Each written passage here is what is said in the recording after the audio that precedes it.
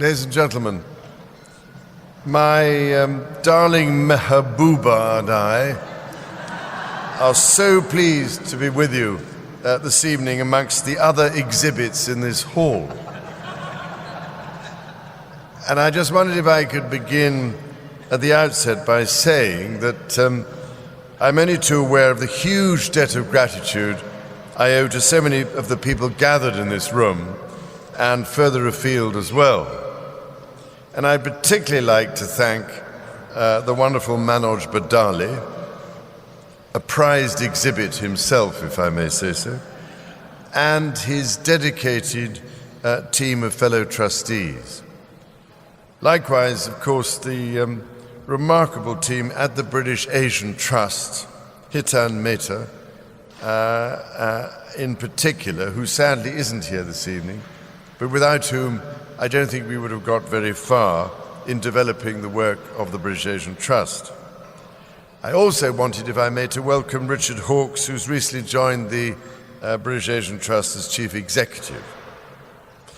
Of course, this particular team could not have hoped to achieve nearly so much if it were not for the generosity and constant support of those of you currently lurking behind the fibulas and tibias of the gigantic Diplodocus in the room.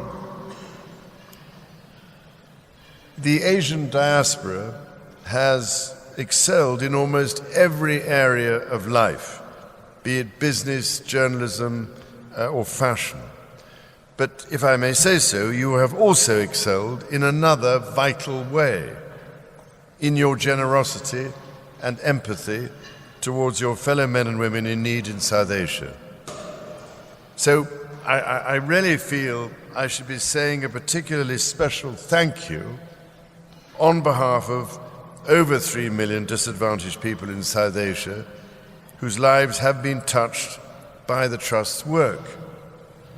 And a little later this evening, you will see a film that shows just some of those who have been helped. And I can only hope it reassures you all that progress is most definitely being made. Finally, I also need to acknowledge all sorts of remarkable charities such as Karvan in Pakistan and Qatar in India, both of whom my trust is honored to work with. Now, in the past year, my trust has continued its efforts in 4 key areas: education, livelihoods, mental health, and anti-trafficking. These issues can throw up things that are uncomfortable and sometimes even taboo. So I am particularly proud that my trust does not shy away from them and contributes in its own way to resolving some of the most difficult issues of our time.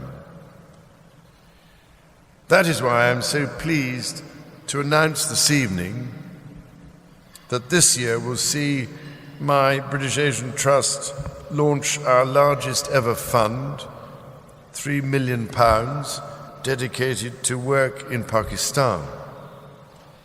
2 parties, ladies and gentlemen, have been instrumental in bringing the fund into being. Firstly, the Department for International Development has agreed to match a public appeal pound for pound through the United Kingdom Aid Match Scheme, enabling the Trust to unlock up to £2 million. And alongside this, the Aman Foundation have made an incredibly generous £1 million donation. And I need hardly say that I am extremely grateful to Faiza and Arif Naqvi for the extraordinary commitment they have made. The fund will support the exponential growth of my trust work in Pakistan on livelihoods and mental health, ensuring that we reach even more of Pakistan's most vulnerable people in the years ahead.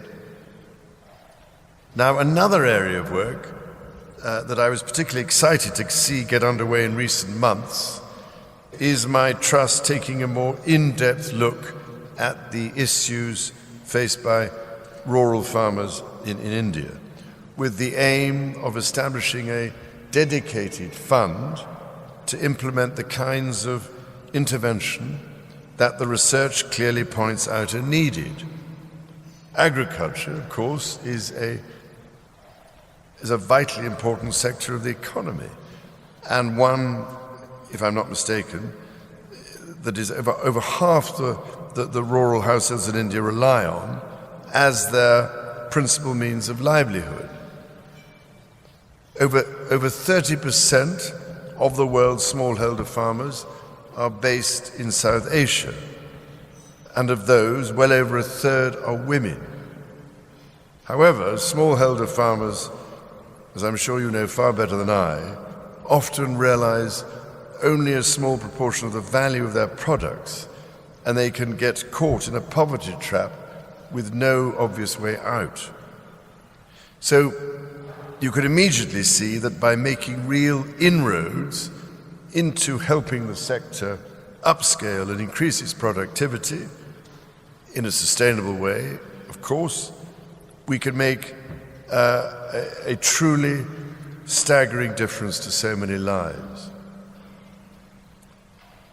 Outside of specific program areas I've mentioned, and it must be said, ladies and gentlemen, this is a particular advantage of having an organization almost entirely run by members of the Asian diaspora, whose energies never cease to impress me.